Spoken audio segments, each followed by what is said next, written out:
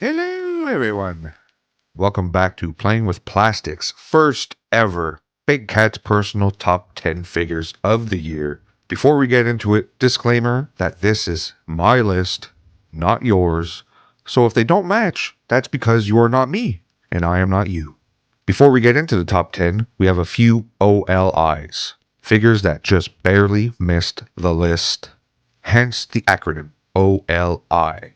Outside looking in. Kind of like in sports, so. Big Cat. What the f. Big Cat. Bachelor? The fuck, man? This is for good figures. Just want to tell you, Big Cat, happy holidays!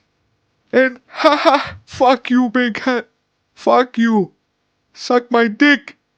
Jesus Christ, Bachelor. Calm down. Fuck. You ain't got no dick, man. You're just a piece of plastic. Fuck you, Big Cat. Alright, folks. Without further ado, Mezco 112 Collective Ultraman. Ultraman. Man in Suit Ultraman. Look, I'll never be mistaken for the biggest Ultraman fan, but I've seen episodes, and I love Man in Suit action. And that's exactly why I love this figure. I feel like it's a weirdly meta figure, if that makes sense.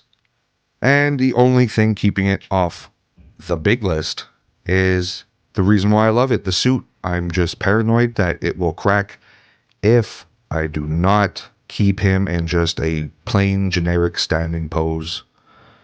So, for that reason, it's my first OLI of the year. Marvel Select Beta Ray Bill. Big, beautiful, and beefy, just like any Beta Ray Bill figure should be. The only thing keeping this off my top 10 is articulation, and even that is surprisingly well done. Beta Ray Bill fans, don't miss this guy. You'll regret it if you do. Seriously. I'm telling you. Regret. SS86 Brawn. My second favorite SS86 release this year.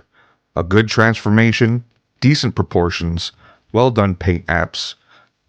I've been waiting a long time for a legit good G1 Brawn figure without having to suck that fan toy's dick. He has a bit of a largish backpack, and the front of his legs aren't the best as well, so there's that. Yes, that's what's keeping him out of the top 10. Can I say, I'm a very picky SS86 fan. NECA Ultimate Shaman Predator. Well done articulation, paint, and sculpted detail. Two beautiful head sculpts, and a bunch of other accessories, and a cloth goods poncho with wires. Yes, wires. That just makes me feel amazing, okay?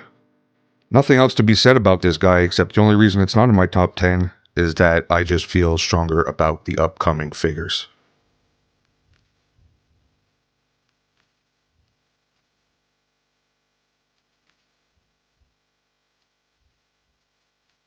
In number 10, we have NECA's Ultimate Warduke from the Dungeons & Dragons line. From head to toe, this is a gorgeous figure that I don't think has a rival this year for the price point. From the sculpt to the fully painted figure with tons of accessories and really good articulation. This is NECA at the top of their game.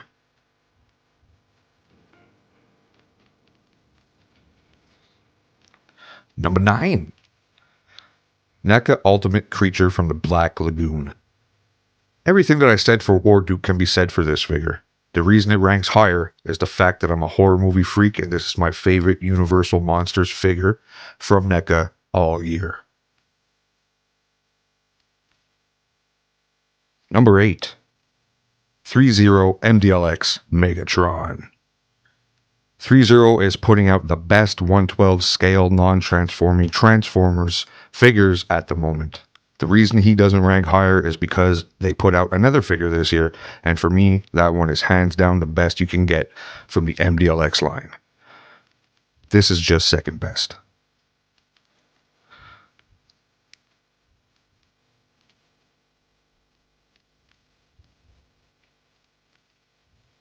Number 7. Super 7 Ultimates Mo. Mo Sizlak, one of my favorite Simpsons characters and surprisingly a great figure from Super 7, who I've had quite a bit of issues this year with, but not here. If only they would just put out the core cast of characters in a timely fashion, that'd be great, Super 7. Also, props for fixing a mistake that you created with the apron. But thank you nonetheless.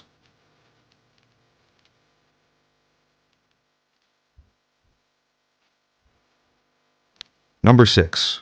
Mezco 112 Collective, Leatherface. Moving on to another iconic apron. Leatherface from Mezco is a delight.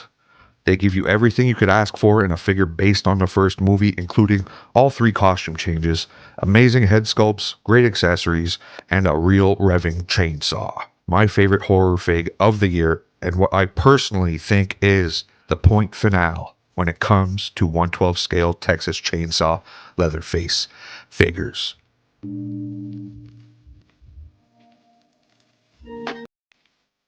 Number 5. SS86 Ultra Magnus. My favorite figure to date from the SS86 line, and just an uppercut of nostalgia. To think there was a time when I was going to drop a few $100 to get a non-parts forming Ultra Magnus. Yes, the Commander stack.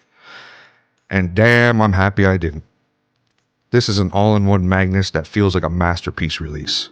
Yes, sir. Give me some more of this.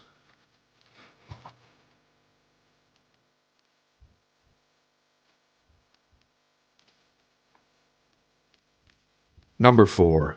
SH Figuarts Chainsaw Man.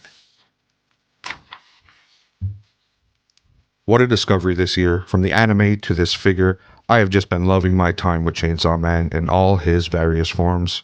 This is the most highly articulated action figure that I have ever had the good fortune to touch. A bit pricey for what it does, but well worth it. Number 3. Mafex number 164, Cyborg Superman. I ended the number 4 spot by saying that it was pricey. Well, it ain't got shit on Mafex. And to tell you the truth, I don't give a shit either. This guy looks like he was ripped straight from the pages of Return of Superman. From paint to sculpt and the best capes in the business, this figure has it all. There was just another Mafex figure this year that was better.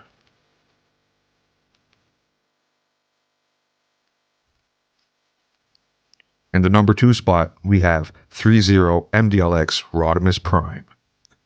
The most recent MDLX figure is the best one to come out yet, in my opinion. And this is coming from a guy who would take Megatron any day over Rodimus. The engineering at this scale is unparalleled, and the paint and original sculpt are all top in class. Do not miss out on the MDLX series of figures.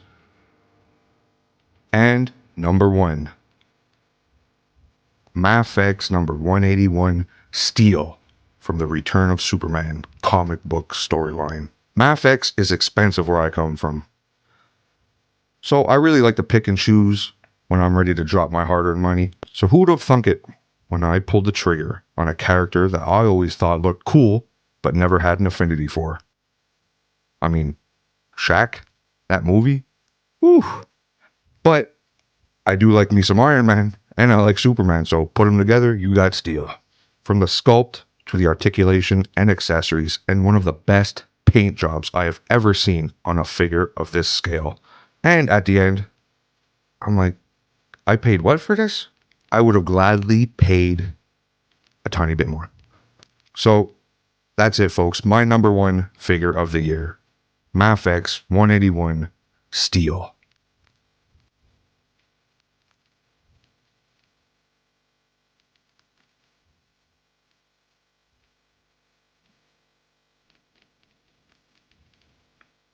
And a shout out to everybody who's watched the channel this year. Uh, Thank you. It's been a learning experience. It's been great. And yeah, in less than a year, I feel great about where this channel is at the moment and just ready to keep on rocking in 2024, baby. All right. I'm the Big Cat. I'll catch you guys next year.